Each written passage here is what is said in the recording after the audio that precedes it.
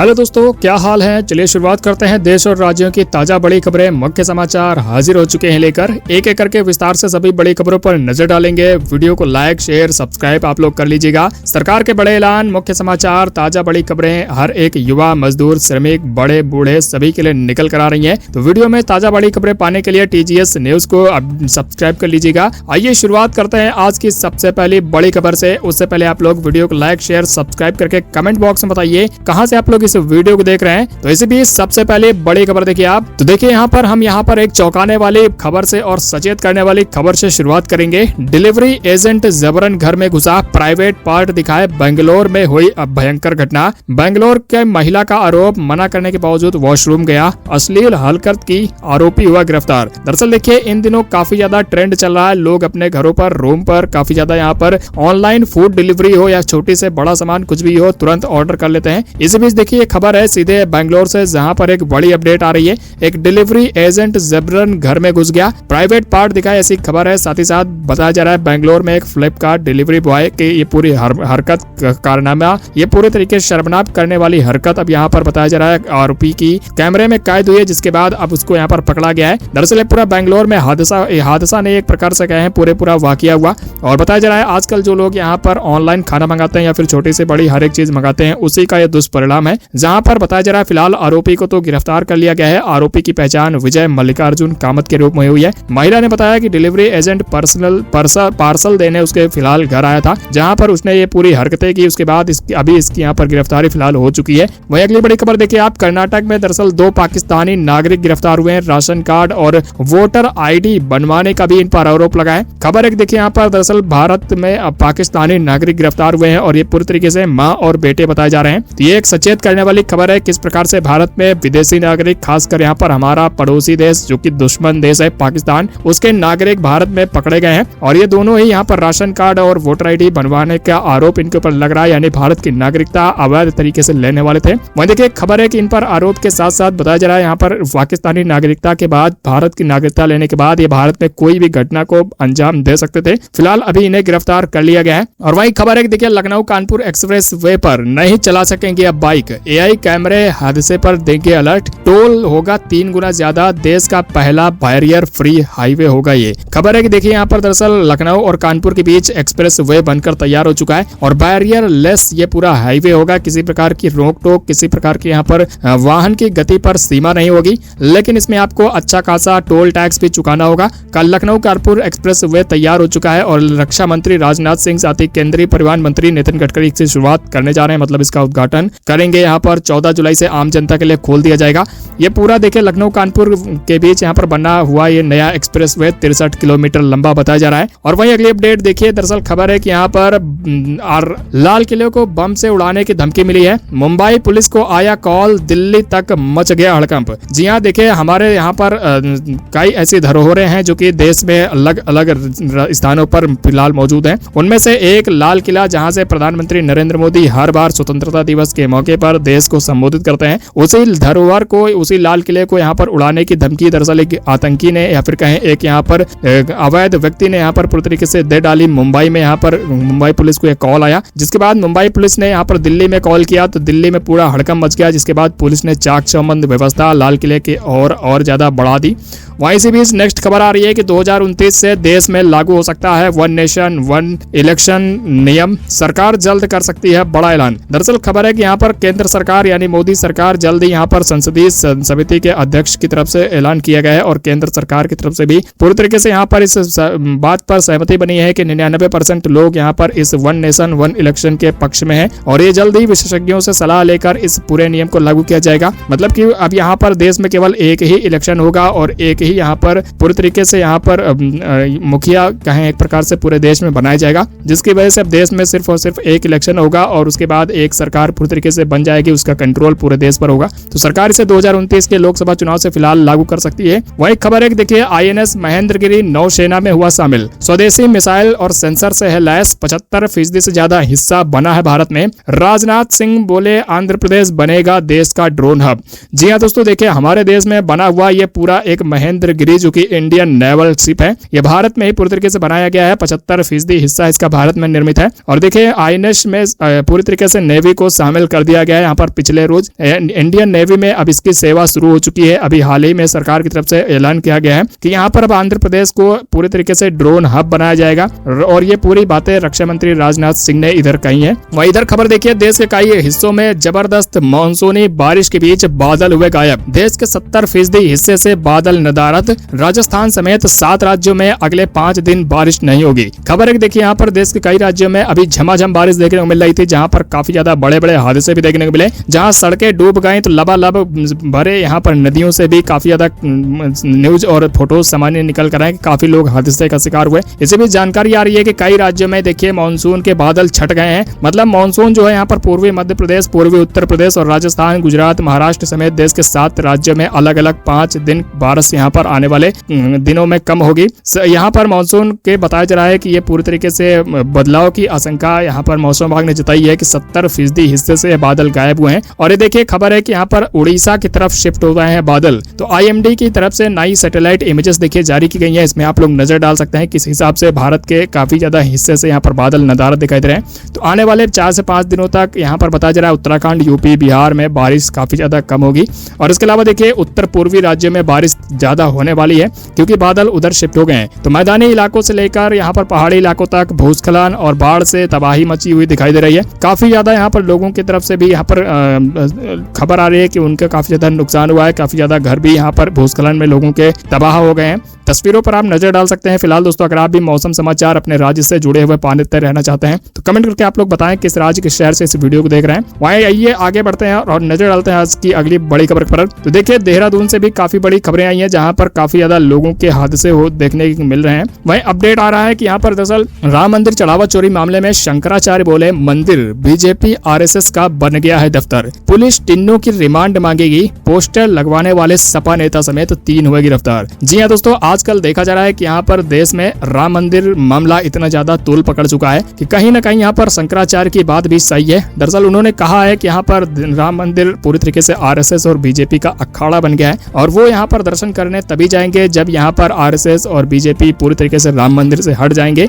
यानी कि राम मंदिर हो जाएगा तभी यहाँ पर शंकराचार्य राम मंदिर में दर्शन करने जाएंगे, वरना तब तक नहीं जाएंगे। उनकी तरफ से देखिए बड़ी बातें कही गई हैं। साथ ही देखिए खबर है कि राम मंदिर चढ़ावा चोरी में दान का यहाँ पर देखिए चोरी होने के बाद सीधा असर अब यहाँ पर पड़ रहा है। 200 और 500 रुपए के बड़े नोट आने वक्त कम हो गए हैं। 10 और 20 रुपए के नोटों की भरमार देखी जा रही है दान के रूप में। खबर है कि यहाँ पर अयोध्या में श्रद्धालु भी घट चुके हैं। होटल ऑक्यूपेंसी 25% ही बची है। राम मंदिर में चढ़ावा चोरी होने के बाद यह हालात बदल चुके हैं और दुकानदारों की कमाई भी घट गई है। इसकी वजह से काफी लोगों को काफी समस्याएं हो रही है, खासकर यहाँ के स्थानीय लोगों को। एक माला बनाने वाले दुकान चालक ने दरअसल पूरा ये वाकया बताया। उसकी तरफ से कहा गया कि श्रद्धालुओं की संख्या पहले की तुलना में 25% ही बची है, मतलब कि 80% तक लगभग यहाँ पर जो है घट गई है श्रद्धालुओं की संख्या। वहीं देखिए प्रसाद लगाने वाले ठेला वाले ने कहा कि 10 दिन में जहां 4-5 हजार रुपए वो कमाई कर लेते थे, तो अब यहाँ पर 1000 रुपए बनाना भी मुश्किल है। कुल मिलाकर यहाँ पर राम मंदिर चढ़ावा चोरी मामले जब पूरी तरीके से खुला, उसके बाद श्रद्धालुओं की संख्या बहुत तेजी से घट गई। इसकी वजह से अब यहाँ पर अयोध्या में दर्शन करने वाले लोगों की संख्या काफी कम हो गई है, भक्तों की संख्या कम हो गई है।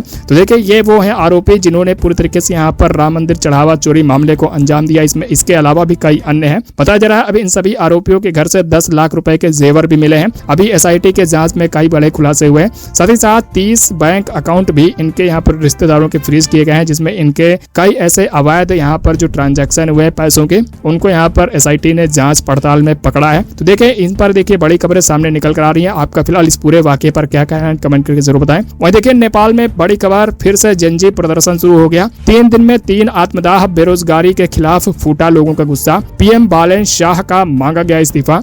जी हाँ, खबर है कि यहाँ पर दरअसल नेपाल में युवाओं की बढ़ती नाराजगी फिर से सड़कों पर दिखाई दे रही है। दरअसल पिछले काफी दिनों से यहाँ पर जनजी आंदोलन उखड़ता हुआ दिखाई दे रहा था, लेकिन पिछले 1-2 दिन में रौद्र रूप इसने ले लिया। इस दौरान कई युवकों की यहाँ पर मौत होने की भी खबर है। तो आखिरकार अब आपके मन में आ रहा होगा कि जनजी आंदोलन क्या है और किस वजह से ये युवा नेपाल में जनजी आंदोलन कर रहे हैं। तो आइए आसान से शब्दों में आपको बता देते हैं। तो देखिए नेपाल में हो रहे इस प्रदर्शन की वजह से और हिंसा की वजह से आखिरकार किस वजह से लोग इस पूरे आंदोलन की शुरुआत किए। तो दरअसल यहाँ की सरकार सोशल मीडिया पर बैन और सरकारी करप्शन यहाँ पर करती है। इसकी वजह से यहाँ पर युवाओं का यहाँ पर मांगे हैं कि सोशल मीडिया पर बैन हटाया जाए और सरकारी करप्शन है उसे कम कराया जाए। जनजी युवाओं की साथ ही साथ यहाँ पर अगुवाई में प्रोटेस्ट यहाँ पर किया जा रहा है। इसके अलावा यहाँ पर पीछे इसके काफी ज्यादा अन्य पार्टियां भी शामिल बताई जा रही हैं जो कि प्रदर्शन को तूल दे रही हैं। वहीं प्रदर्शनकारी संसद भवन परिषद में भी घुस गए। इसके अलावा संसद में, राष्ट्रपति भवन और सरकारी इमारतों में उन्होंने आग भी लगा दी। तो कुल मिलाकर कहना यह है कि जो यहाँ की सरकार ने यहाँ पर जनजी के खिलाफ जो अभी तक सोशल मीडिया पर काफी ज्यादा बैन लिए और इसके अलावा जो भी यहाँ पर युवाओं के इस्तेमाल होने वाले काफी ज्यादा सोशल मीडिया ऐप्स है उन पर बैन लगाया, जिसकी वजह से पूरा आंदोलन चल रहा है। इसी बीच देखिए नेक्स्ट बड़ी खबर आप, दरअसल ट्रंप को मारने वाला है ईरान, इजराइल का खुफिया इनपुट, अमेरिका बोला दोबारा करेंगे हमला, ऐसी बमबारी होगी कि ईरान पूरा नक्शे से हट जाएगा,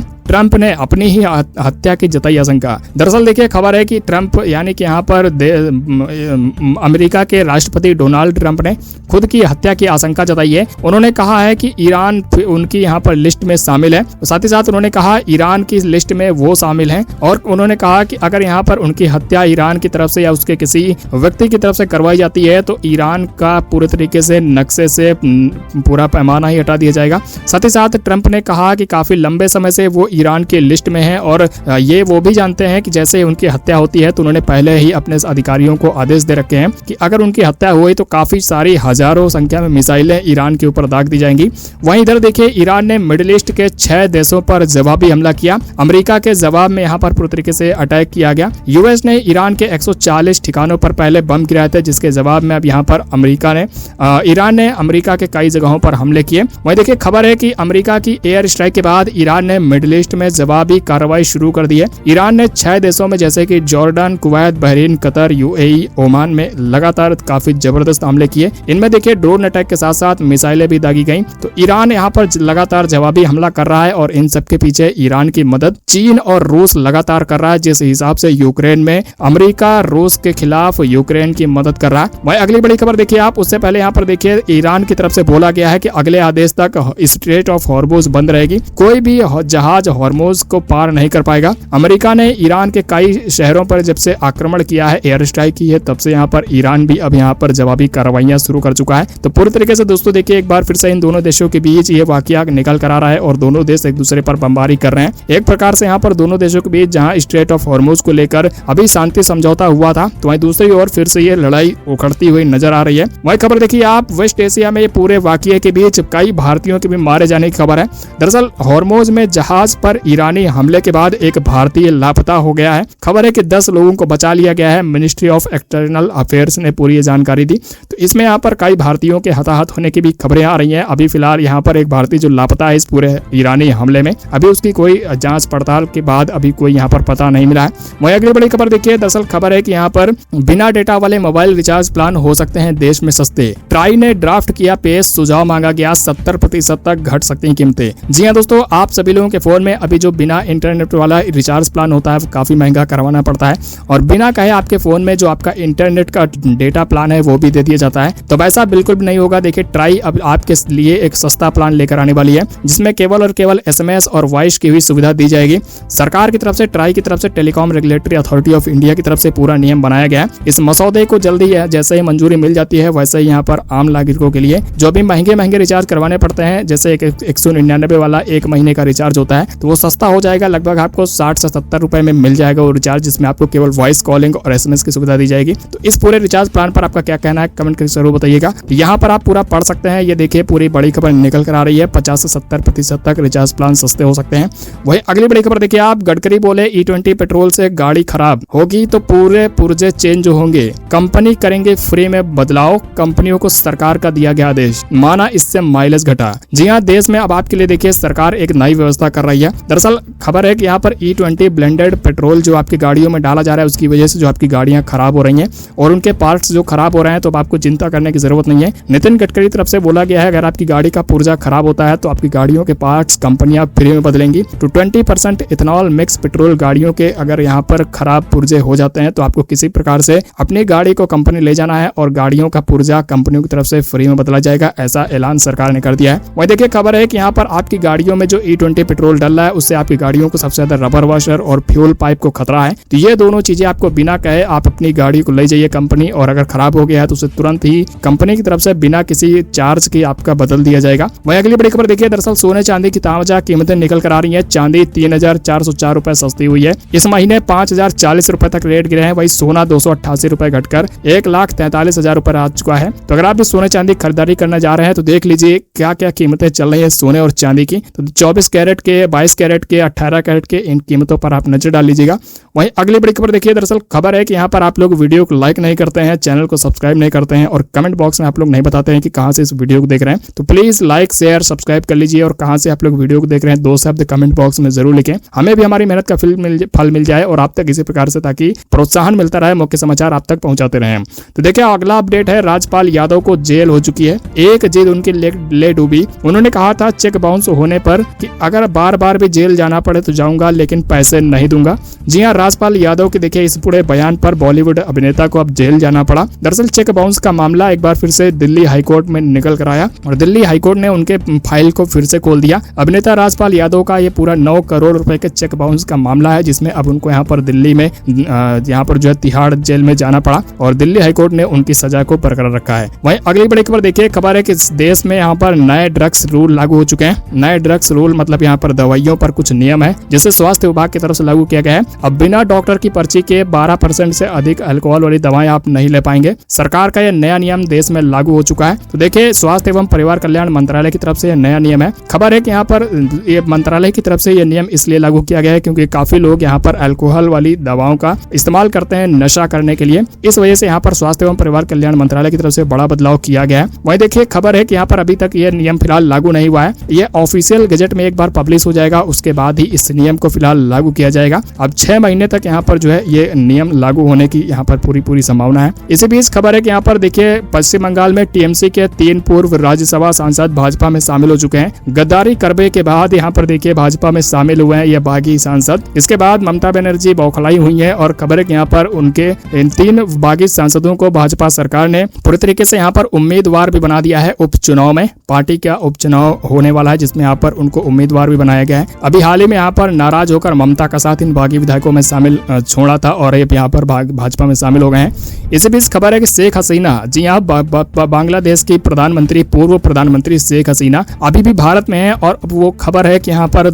फिर से यहाँ पर बांग्लादेश लौटने वाली हैं। कोर्ट में सरेंडर नहीं करूंगे ऐसा उन्होंने कहा है कि हत्या भी हो जाए तो भी है मंजूर, लेकिन देश की मिट्टी पर मरना चाहती हूँ। जी हाँ, यहाँ पर बांग्लादेश फिर से लौट सकती है शेख हसीना, ऐसी खबर है। उनकी तरफ से देखिए पूरे शब्द कहे गए हैं, और ऐसी जानकारी आ रही है कि दिसंबर तक वो अपने देश बांग्लादेश वापस लौट सकती हैं। इसी बीच देखिए अमेरिका में नए नियम लागू होने वाले हैं H-1B वीजा को लेकर। सख्त हो सकते हैं इन पर नियम। खबर है कि यहाँ पर ट्रंप सरकार विश्वविद्यालयों की छूट को भी सीमित कर सकती है। वहीं ग्रीन कार्ड से जुड़े हुए कई नियमों में बड़ा बदलाव किया जा सकता है। तो ट्रंप प्रशासन आए दिन कई यहाँ पर धड़ाक से धड़ाक यहाँ पर जो है नियम लागू कर रही है। तो इस पर देखिए खबरें हैं आज के मुख्य समाचारों में। यदि आपके लिए जरा भी आज की काम की खबरें रही हो तो वीडियो को लाइक शेयर सब्सक्राइब कर दीजिएगा। कमेंट करके बताएं कहां से आप लोग वीडियो को देख रहे हैं, और वीडियो के कमेंट बॉक्स में एक हार्ट सिंबल छोटा सा टाइप जरूर कर दीजिए। मिलेंगे नेक्स्ट वीडियो में, तब तक के लिए इसी के साथ जय हिंद, वंदे मातरम।